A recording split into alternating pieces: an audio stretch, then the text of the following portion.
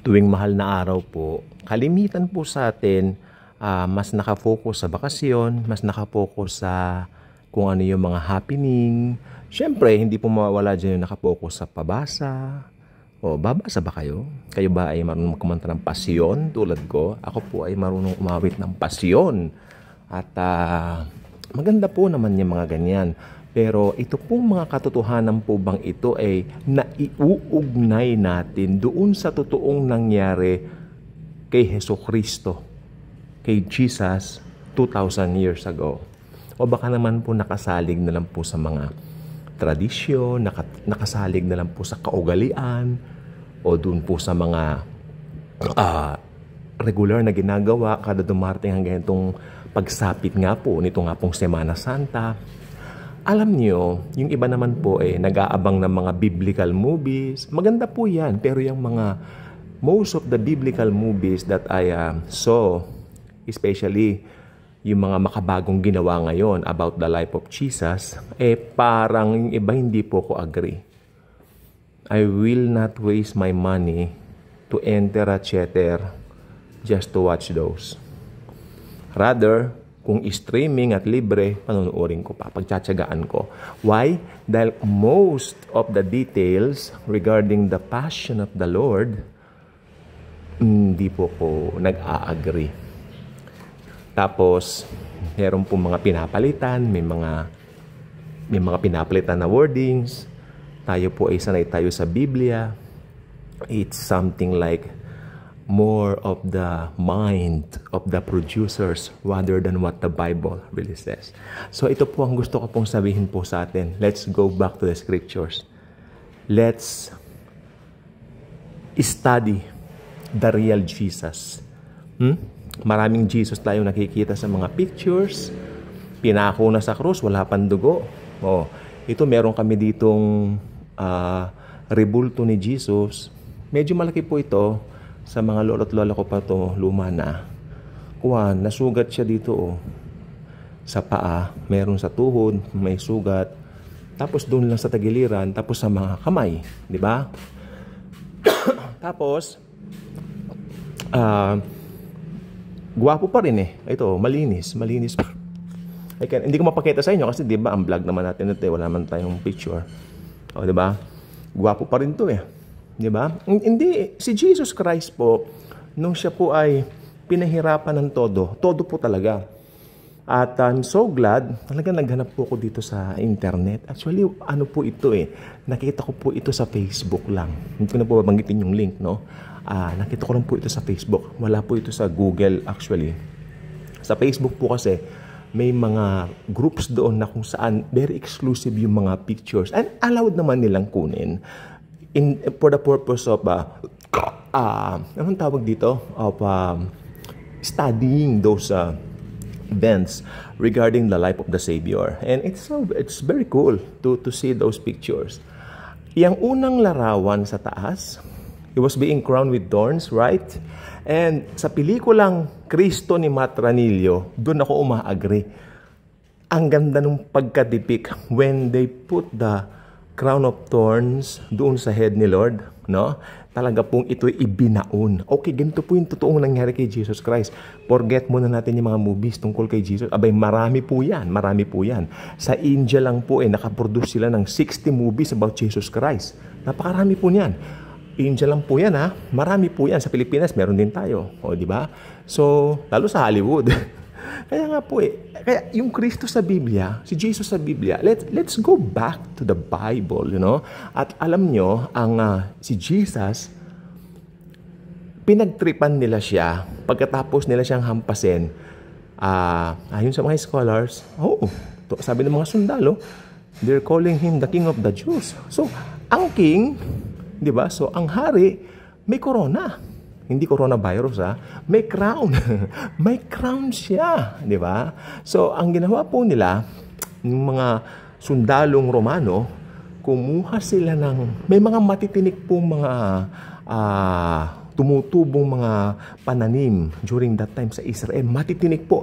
At sabi ng mga scientificong mga scholar, ang mga tinik pong ito ay talagang makakapal at malalakit, malalapad.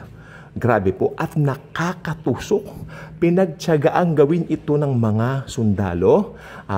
At ang ginawa nilang koronang tinik ay mas maliit kaysa doon sa ulo mismo ng Panginoong Hesus. Kaya nung ilalapat na nila yung koronang tinik kay Hesukristo, kay Jesus, hindi po kakasya, syempre. So, ang ginawa nila, pinilit nila, isinaksak nila, ibinaon nila sa ulo ng Panginoong Hesus ng puwersahan ang koronang tinik at naglabasan ng mga tinik dito sa kanyang mata. Tapos, sabi ng ibang scholars, dahil yung mga tinik po ngayon ay matitigas po talaga, no? Parang kahoy sa tigas, lumabas po dito sa kanyang ulo. No? So, ang sakit-sakit po noon. Napakasakit. So, makikita mo noon kasi ang tinik sumisimbolo po sa mga curses, sa mga sumpa. So, lahat ng sumpa nating mga believers, kinuha na ni Jesus. Kaya kung ikaw ay mananampalataya ni Jesucristo, ikaw po ay talagang nakatitiyak na ikaw ay natanggalan na ng mga sumpa. Huwag mong paniwalaan na isinumpa ka sapagkat lahat ng curses mo, kinuha na ni Jesus. Ang kunin niya ang koronang tinik. Okay? So, susunod, makikita po natin dyan sa baba. Tingin kayo sa baba, no? Nung pinapasan niya yung mabigat na kahoy, ang pinasan po ni Jesus ay hindi po buong cross. Ang mga Romano po, ang mga Roman soldiers po, ay napaka-practical na mga tao. Hindi nila hahayaan na yung bilanggo nila ay magbuhat ng napakabigat. Tapos, pag yung bilanggo nila ay ipinako doon, sila mismo magtatayo ng cross. Hindi po sila ganun, ka-impractical. Mga practical at matatalinong tao ang mga Romano. So, ipapabuhat nila sa kanya, kay Jesus, ang pinabuhat nila sa kanya ay isang beam na napakabigat. Sobrang bigat. Kaya, nung ito po ay kanyang daladala, talagang exhausted siya. Habang lumalakad po siya, alam niyo po yung jelly bean? Parang nakita kayo, pag kumain kayo ng jelly, no? Para siyang lumalakad na jelling, pulang-pula. Kasi mula ulo hanggang talampakan, duguan siya. Lumalakad siya, no? Tapos yung mga laman niya nahuhulog. Nahuhulog po sa, at yung iba kinakain pa ng aso. Ganun po ang sabi ng mga scholars. At nakikita na yung kanyang mga buto. Yung po yung nakalagay sa Psalm. Sabi niya, parang plinaplaw yung aking tagiliran at nakikita na ang aking mga buto. Plow, yung ibig sabihin yung sa, di ba, sa bukid, yung ginaganon mo, parang pinipiruya mo. Yun. Parang yung kanyang, dahil siya po ay pinaghampas, no? Napakaraming beses hinampas ang Lord. Kaya yung kanyang mga buto almost nakikita na. Nakikita nang talaga. No? Talagang ganun pong sinapit niya. Samantalang yung Passion of the Christ, malinis pa si Jim Caviezel, the one who played Jesus in the movie. Malinis pa po siya. Di ba? Ganyan po. So, sa term ng mundo nakakadiri, pero tayo hindi tayo madidiri sapagkat yan si Jesus. Mabango yan. Mahal natin yan. Mahal na tayo. Pinakita niya ang pag-ibig niya sa atin. Okay, may koronang tinik pa. Akala nga nung iba hindi na siya aabot sa Golgotha, kaya ipinapasan nila yung krus kay Simon ng Cireneo, Simon of Cyrene. Diba? Kaya nung dinala ni Simon of Cyrene doon, si Jesus, naniniwala ko, hapong-hapo, halos hindi na makalakad. Okay? At yung susunod pong picture, dito po sa taas, pinako po si Jesus sa cross using a big nails, okay?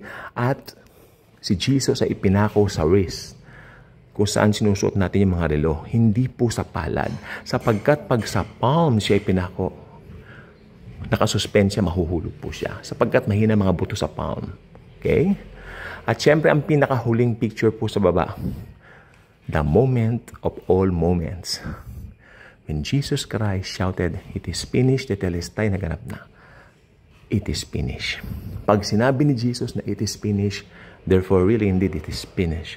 Tapos na, tapos na, tapos na. Nagawa niya na ang pag-aalay at pag-tubos sa buong sangkatauhan. Ang sino man mananalig sa kanya magkakaroon ng buhay na walang hanggan. Okay? So tayo mga believers, meron na po tayong buhay na walang hanggan dahil sa ginawa ng Panginoong Jesus. Paano naman yung mga hindi pa mananampalataya? Let's share Jesus, His love, His grace. Ganyan niya tayo kamahal. Minsan kailangan natin makakita ng mga visuals kung ano talaga yung nangyari sa Panginoong Jesus nung siya ay nasa krus ng Kalbaryo. At maging bago siya dumating doon sa krus, hawak niya yung kanyang beam. Okay? At lalo nung hinampas siya, pinutungan ng koronang tinik, no? Nung dala niya yung beam, napakabigat nun, para siyang jelly na nagdadala ng kahoy na mabigat. Hindi na siya makilala.